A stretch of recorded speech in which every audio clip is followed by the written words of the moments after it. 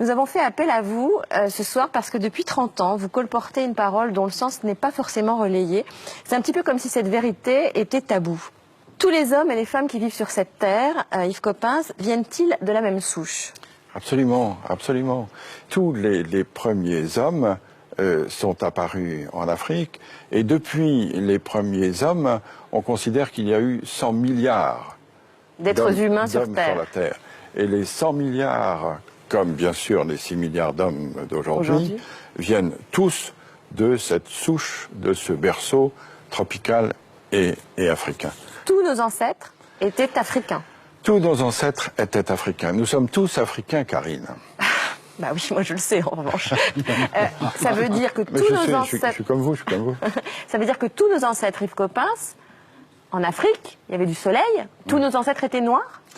Tous nos ancêtres étaient certainement bruns, parce que, étant donné l'ensoleillement de l'Afrique, et étant donné probablement la peau nue qu'ils avaient il y a 3 millions d'années, ils ne pouvaient pas être autrement que bronzés.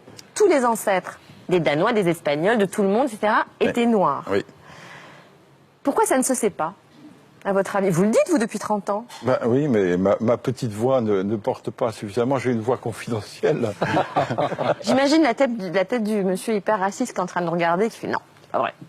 Oula, demain, vous allez avoir du courrier. Yves Coppens, en fait, les humains, enfin les préhumains sont partis dans différentes directions depuis l'Afrique. Et puis, pour s'adapter au climat, pour s'adapter à leur environnement, ils ont déterminé des traits qui étaient le plus adaptés, c'est ça? C'est ça, c'est-à-dire que les humains, à partir de 3 millions d'années, à partir du moment où ils ont eu la culture, à partir du moment où ils ont eu la conscience, tout ça, ça a 3 millions d'années. Petit à petit, se sont déployés et ils ont atteint d'autres climats. Et petit à petit, se sont adaptés à autre chose. Par exemple, pour aller en Asie, ils ont dû traverser des montagnes très très hautes, très ensoleillées. Et donc, petit à petit, leurs yeux se sont adaptés, c'est ça? En effet, l'œil bridé pourrait être dû à une sélection naturelle de ceux qui avaient la capacité d'accommoder plus que d'autres, parce que chacun sait qu'à de fortes altitudes, la luminosité est insupportable. Et comment est-on passé du noir au blanc?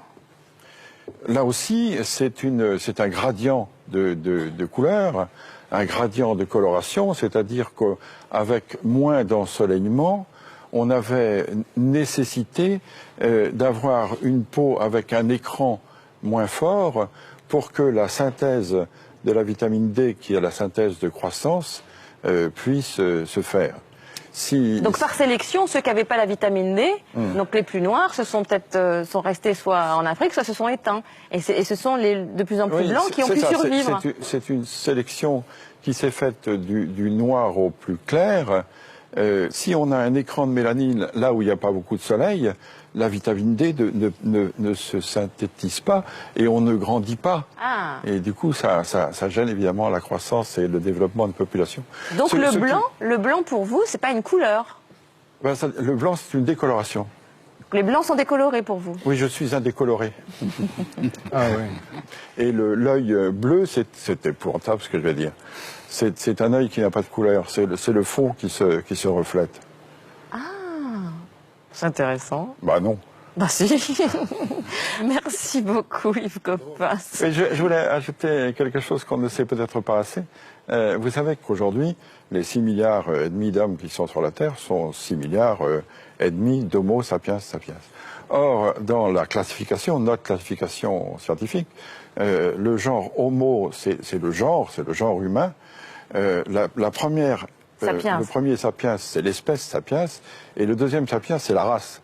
C'est-à-dire on est tous Homo sapiens sapiens. On peut être tous racistes, ça n'a pas d'importance, puisqu'on est tous de la même race. Donc il n'y a qu'une race. Ah oui, il n'y a qu'une race. Oui. Donc scientifiquement, Yves Coppens, les races n'existent pas. Oui, c'est ça. C'est-à-dire que scientifiquement, les races de 36 000 animaux existent toujours, mais en ce qui concerne l'humanité, il y a pour le moment sur la Terre une seule race humaine, qui est la race sapiens, de l'espèce sapiens, du genre Homo. Merci beaucoup Yves Coppens. Merci beaucoup, José.